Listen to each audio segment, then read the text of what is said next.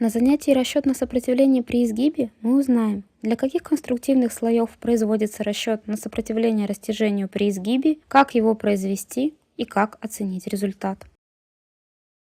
Расчет на прочность по критерию сопротивления при изгибе производится для пакета монолитных слоев.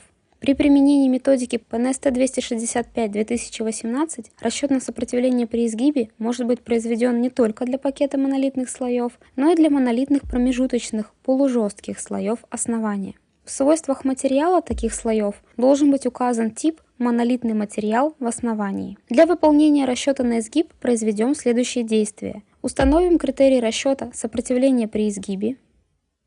Убедимся, что в качестве основной выбрана методика ПНСТ-265-2018.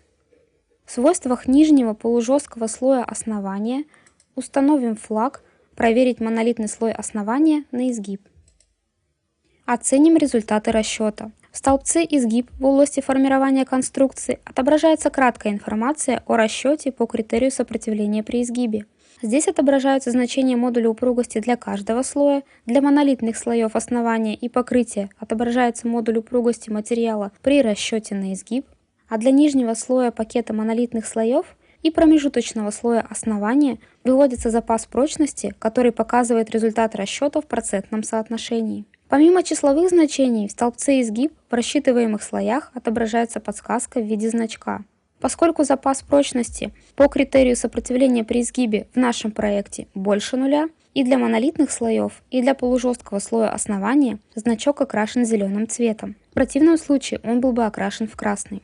Сводка о результатах расчета конструкции по критерию сопротивления при изгибе представлена в параметрах варианта в секции «Результаты расчета на сопротивление при изгибе». В нашем проекте сводки две для пакета монолитных слоев и для промежуточного нижнего слоя основания. Чертеж конструкции содержит таблицу с расчетными параметрами,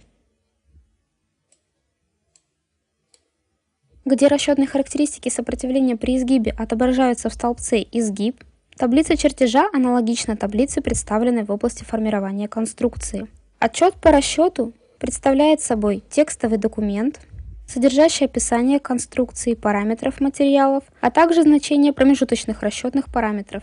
Расчетные характеристики сопротивления при изгибе отображаются в разделе «Результаты расчета на сопротивление при изгибе».